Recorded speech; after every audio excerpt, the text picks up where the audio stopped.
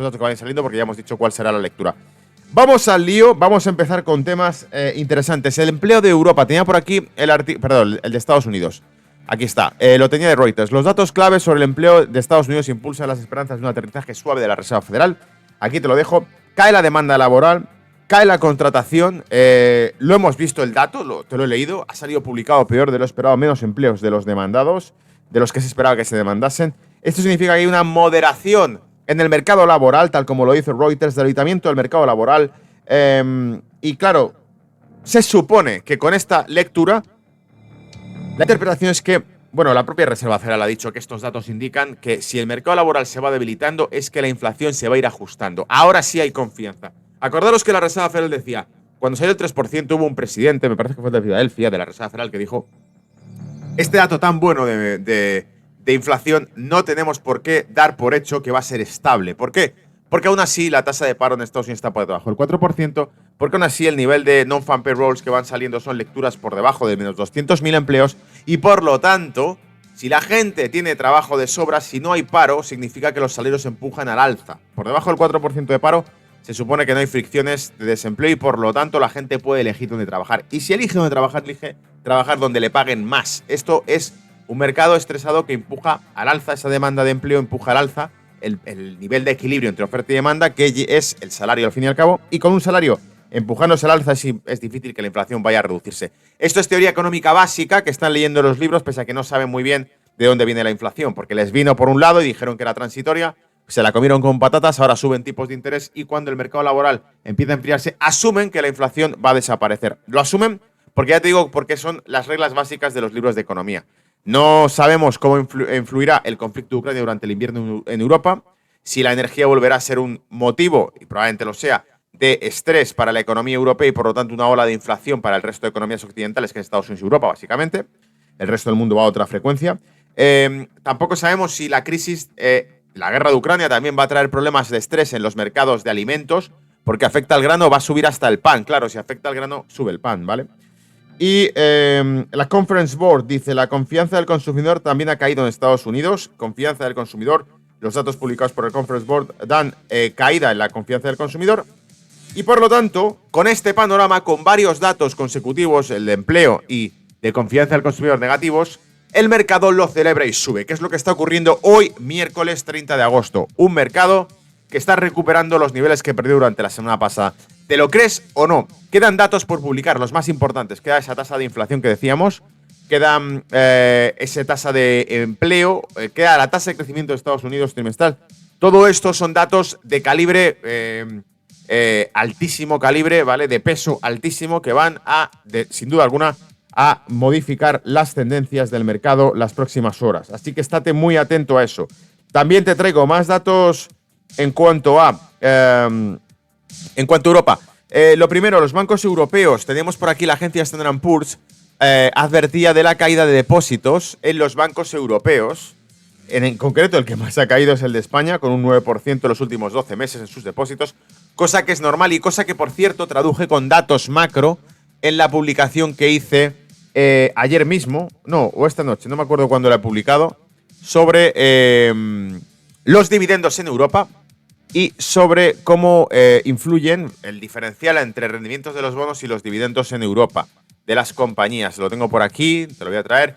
Básicamente lo que estaba tratando de explicar es que el diferencial de bonos entre Estados Unidos, Europa y Japón, por ejemplo, explica precisamente cómo la moneda se va fortaleciendo o debilitando según se paga más o menos tu ahorro. Es decir, en Estados Unidos se están pagando a un 4 y pico % el bono a 10 años, comparado con el 2 y pico que paga Alemania y comparado con el 0 y pico que paga Japón.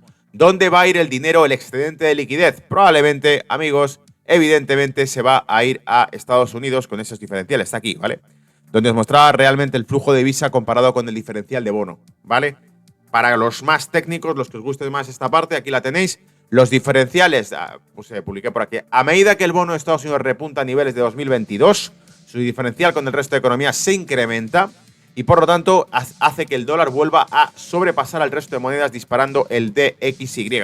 La cuestión o la explicación de por qué el dólar se dispara es precisamente porque su bono se paga mejor y por lo tanto el flujo de capital se dirige hacia Estados Unidos por encima de Europa o Japón. como zonas de depósito. Por encima de Alemania y Japón, que son dos economías que durante años han sido consideradas economías de valor refugio, ¿vale? ¿Qué más te traigo?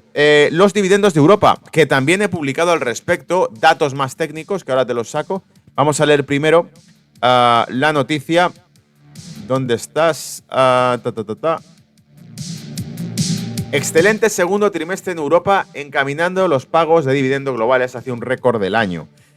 Aquí nos habla Reuters de que los dividendos en las compañías europeas se han disparado, en general se han disparado, pero en Europa por encima, por ejemplo, de Estados Unidos. Te dice que, además, países como España o Italia han tenido récord en dividendos, especialmente en energéticas y sector financiero, básicamente por dos cuestiones. Es decir, y no os va a gustar, no os va a gustar. Dice, con la subida de precios de la energía que hubo durante los meses anteriores, el tiempo atrás, ¿vale? Finales de 2022, las energéticas han hecho los mejores beneficios que han tenido en los últimos 12 meses, ¿vale? Genial, fantástico.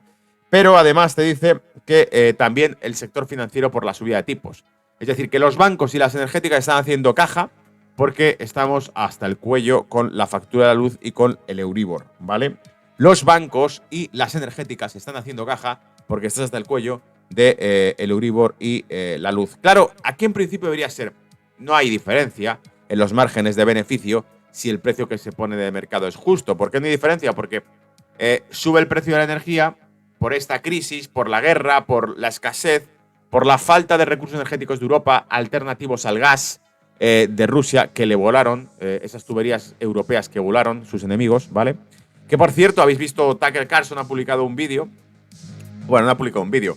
Le estaban entrevistando, creo que está en Europa ahora mismo, y Tucker Carlson ha dicho precisamente que la OTAN voló las tuberías. Estados Unidos dice, Estados Unidos es el líder de la OTAN y la OTAN voló las tuberías de un miembro de la OTAN, que es Alemania. Eso lo ha dicho Tucker Carlson en su vídeo, brutal, porque ya lo dice abiertamente, lo sugirieron.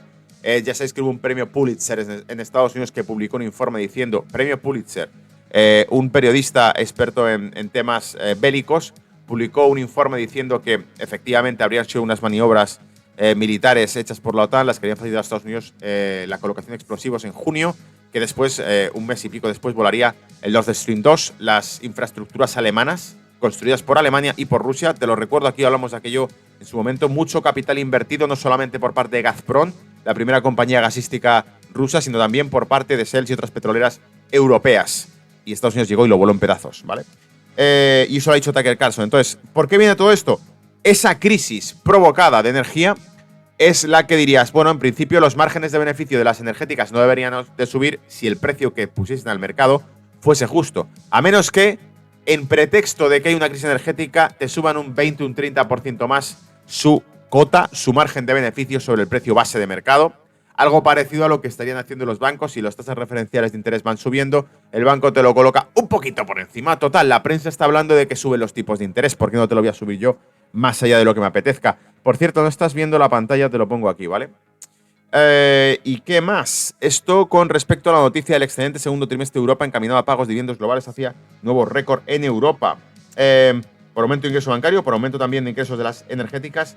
Y dice, los mayores recortes de beneficios, sin embargo, se los han llevado las tecnológicas. Intel y Blackstone tienen caídas de ventas y caídas de ganancias respectivamente en los dividendos. Es decir, ¿quién te lo iba a decir? Las tecnológicas, las más débiles de este reparto de dividendo, sin embargo, ¿vale? Y con esto creo que los datos, te iba a decir el dato técnico que saqué por aquí también publicado, por si te interesa verlo. El SP500 tiene un rendimiento medio de dividendos en 12 meses del 1,57%, mientras que el bono a 10 años de Estados Unidos te paga el 4,23%. Este diferencial de renta variable y renta fija se sitúa en niveles no vistos desde 2009. Es decir, la diferencia entre el rendimiento que genera la renta variable con respecto a la renta fija, ese diferencial se pone en niveles récord no vistos desde el año 2009. Aquí tienes el gráfico donde nos muestra que esa apertura entre el retorno generado por los dividendos accionariados de 12 a 12 meses y el retorno generado por el bono de 10 años de Estados Unidos se van a un diferencial que no se ha visto nunca. ¿Lo veis? Esto. Y esto, pues fíjate, el cruce que hubo aquí para el año 2009, ¿lo veis? Cómo se hundía el rendimiento y se disparaba el otro justo antes del crash. ¿Lo veis? Justo antes del crash. Había un incremento del bono y había una caída del dividendo, ¿vale? Se caían los beneficios empresariales y el bono repuntaba. Si te fijas, en realidad lo que nos está diciendo esto es que los beneficios empresariales de Estados Unidos están prácticamente muertos, en el Standard & Poor's me refiero. De las 500 principales mayores compañías de Estados Unidos, su rendimiento por dividendo es muy bajo, es prácticamente plano en los últimos años. Y que por lo tanto, podemos ver que a finales de 2019 o 2020 fue cuando hubo ese repunte en los dividendos, pero lo que sí se ha ido recalentando sin lugar a dudas, con una tendencia alcista clarísima, es precisamente el rendimiento del bono, lo cual te indica mayor riesgo, menor aversión a la renta variable y mayor, por decirlo así, mayor incentivo para meterse en activo de rendimiento fijo, ¿vale? Vamos a lo último, vamos a hablar de macro.